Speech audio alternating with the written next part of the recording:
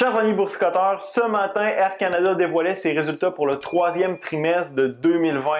Parallèlement, l'action s'envolait littéralement en bourse. Alors aujourd'hui, ce que je vous propose, c'est de passer en revue les résultats financiers de l'entreprise pour le troisième trimestre et ensuite de vous expliquer les raisons pour lesquelles l'action s'est envolée de 28% aujourd'hui.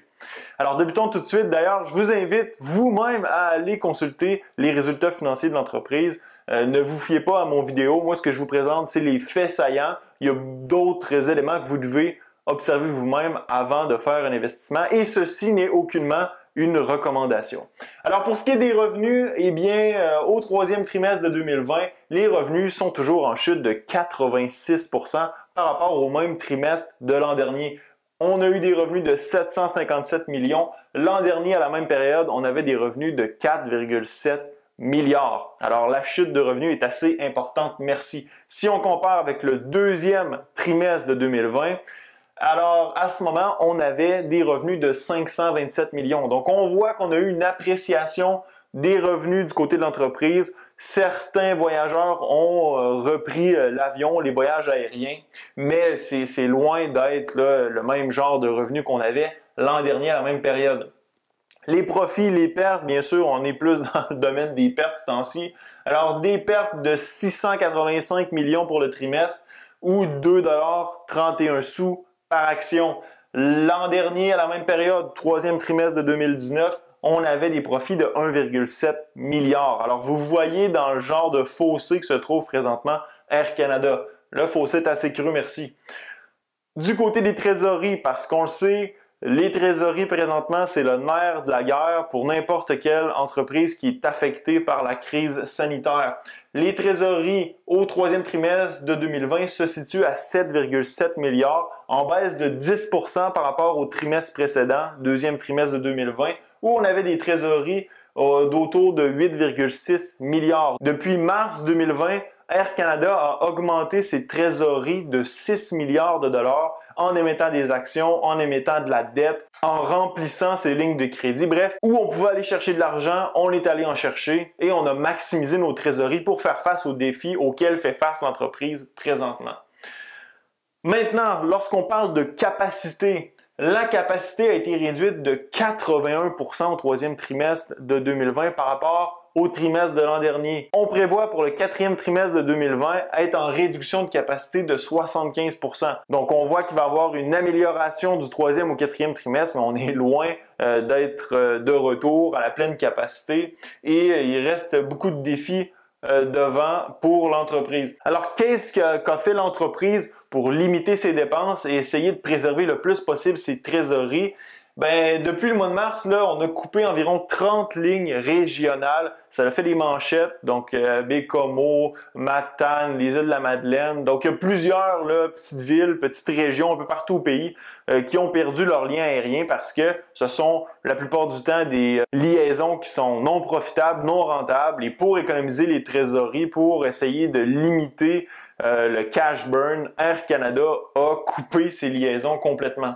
Ensuite de ça, on a coupé plus de 20 000 emplois étant donné la réduction de capacité. Ensuite, on a mis au rencard plusieurs appareils, il y a une soixantaine d'appareils.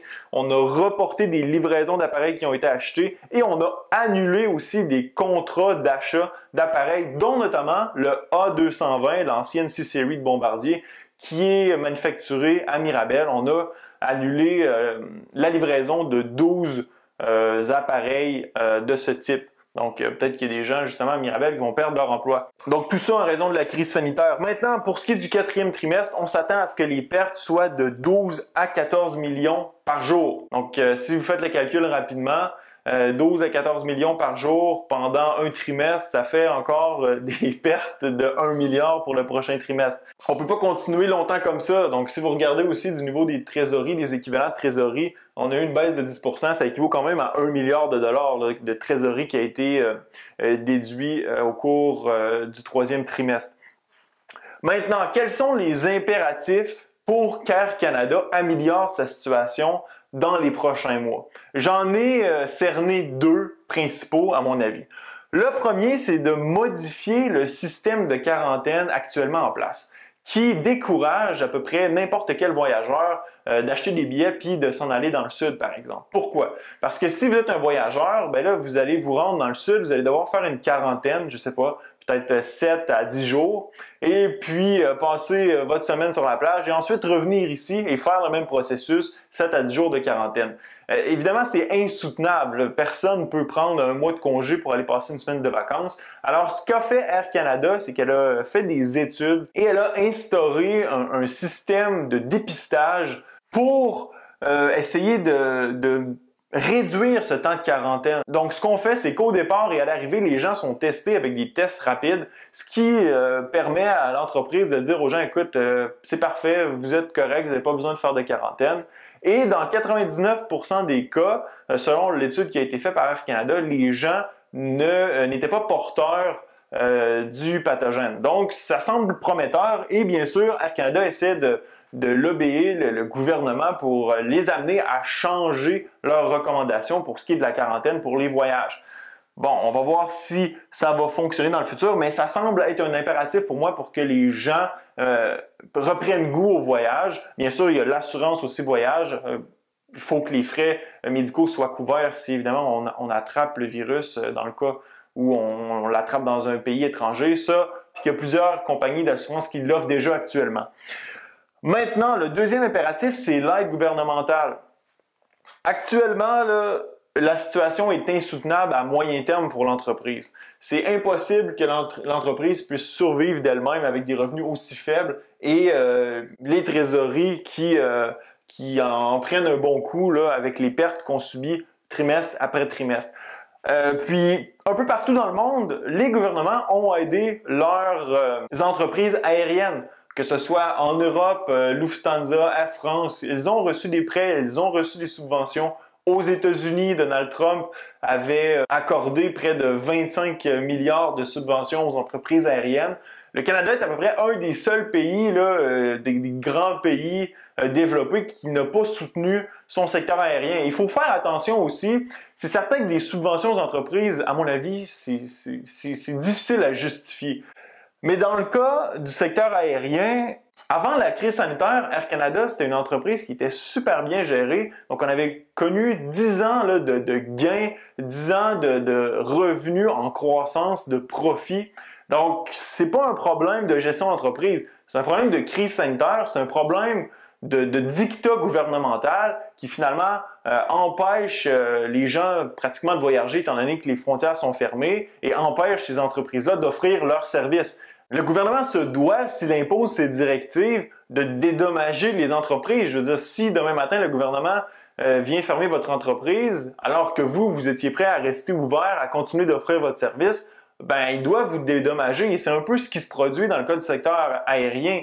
Il faut que les entreprises du secteur aérien soient soutenues parce que oui, elles peuvent le faire pendant un certain temps, mais là, du côté d'Air Canada, du côté des autres entreprises aussi, on s'approche de la limite à laquelle les entreprises vont pouvoir continuer de survivre par elles-mêmes. Donc là, l'aide gouvernementale devient un impératif. D'ailleurs, bonne nouvelle, j'en ai parlé d'ailleurs dans mon vidéo d'hier soir, dimanche, le gouvernement, le ministre des Transports, Marc Garneau, a fait une déclaration hier soir affirmant que les entreprises aériennes devraient obtenir de l'aide du gouvernement au cours des prochaines semaines, des prochains mois, et que des discussions vont être entamées en ce sens, non seulement entre le gouvernement et les entreprises aériennes, mais aussi avec les autres partis politiques, parce que, souvenez-vous, on est dans un gouvernement minoritaire, mais l'aide gouvernementale est conditionnelle à deux choses essentiellement. Donc, si on lit la déclaration du ministre, la première, c'est le rétablissement des lignes régionales.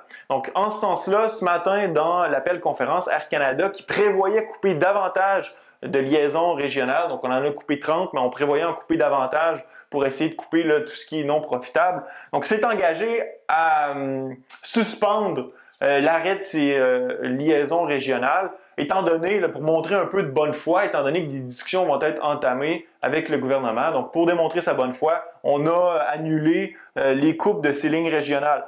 Donc, le gouvernement va chercher à rétablir l'entièreté probablement de ces liaisons régionales-là, mais il va falloir que le chèque qui vient avec soit assez important pour finalement subventionner le voyagement des gens qui utilisent ces lignes régionales-là. Ensuite, le remboursement des billets, ça a fait beaucoup de bruit dans les médias, ça aussi. Air Canada détient environ 2,3 milliards de billets qui ont été payés d'avance sur son bilan financier, mais Air Canada n'a pas remboursé les billets parce qu'elle n'était pas en mesure de le faire. Écoutez, c'est une entreprise qui est en pleine crise sanitaire, il faut préserver les liquidités pour assurer la survie de l'entreprise. Si Air Canada doit soustraire 2,3 milliards de ses trésoreries en ce moment, ça ira pas très bien. Donc, elle ne l'a pas fait parce qu'elle ne pouvait pas se le permettre, mais j'imagine que la direction va être très ouverte à le faire si, en contrepartie, on obtient des subventions, des prêts du gouvernement. Donc, à mon avis, il n'y aura aucun problème de ce côté-là. Donc, les deux conditions risquent d'être remplies par Air Canada et on risque de voir là, une aide gouvernementale arriver au cours des prochaines semaines, des prochains mois, de plusieurs milliards de dollars. Mais l'élément qui a vraiment fait rebondir les actions du secteur aérien, mais pas seulement du secteur aérien, de tous les secteurs qui sont actuellement très affectés par la crise sanitaire, que ce soit le divertissement comme Disney, que ce soit l'énergie, donc le pétrole, Suncor et compagnie, ExxonMobil, Chevron, les actions ont complètement pris leur envol.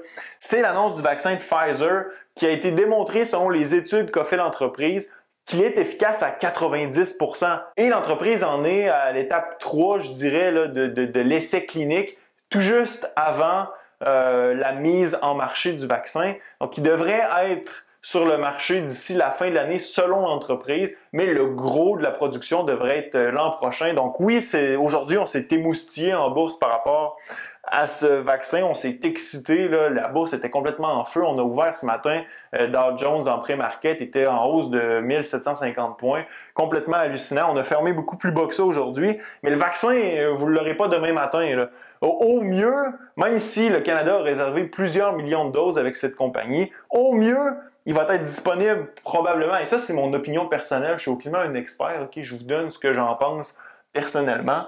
Au mieux, il va être disponible dans 6 mois, puis ça va être probablement pour les personnes les plus vulnérables, donc les personnes âgées, les personnes qui ont des préconditions, etc. Mais plus réalistiquement parlant, pour que le vaccin soit produit à grande échelle, ben on risque de pas vraiment avoir ça avant 1 an. Donc d'ici la fin de l'été prochain, probablement à l'automne, là on va avoir un vaccin disponible. Puis oui, il y a d'autres entreprises qui sont pratiquement tout prêtes là, de commercialiser leur vaccin. Moderna, BioNTech, donc il y a plusieurs entreprises, mais aujourd'hui c'est vraiment la nouvelle qui a fait les manchettes un peu partout. Et bien sûr, c'est positif pour le secteur aérien, donc si les gens sont immunisés, ben, ils peuvent voyager, puis il n'y a pas des risques qu'ils l'attrapent et qu'ils se tombent malades. Mais même lorsque la crise sanitaire va être derrière nous, Air Canada va être une beaucoup plus petite entreprise qu'elle l'était avant la crise sanitaire. Donc on a rationalisé beaucoup nos opérations. Puis ça va prendre du temps là, avant qu'elle reprenne l'ampleur qu'elle avait avant la crise sanitaire. Puis c'est pas seulement Air Canada, c'est la plupart des entreprises aériennes parce que il faut couper des coûts, donc on réduit la taille de l'entreprise. Mais aujourd'hui, l'action s'est envolée, 28% en bourse pour ceux qui détiennent l'action. C'est sûr que c'est toujours fun d'avoir un peu de vert dans son portfolio. Puis pour ma part, ma position n'a pas changé. Je n'ai pas touché à ma position depuis longtemps. Je la conserve, c'est une fraction de mon portefeuille et je compte pas non plus l'augmenter. Puis je compte conserver aussi l'entreprise dans mon portefeuille au cours des prochaines semaines, des prochains mois. Je continue à suivre la situation, donc de quelle façon se déroulent les finances de l'entreprise, parallèlement à ce qui se passe au niveau politique, au niveau sanitaire aussi. Alors laissez-moi savoir dans la zone commentaire si vous avez apprécié la vidéo d'aujourd'hui. C'est toujours un plaisir de vous parler de cette entreprise qui est d'ailleurs appréciée, je pense, par la plupart d'entre vous. Ce fut un plaisir. À la prochaine.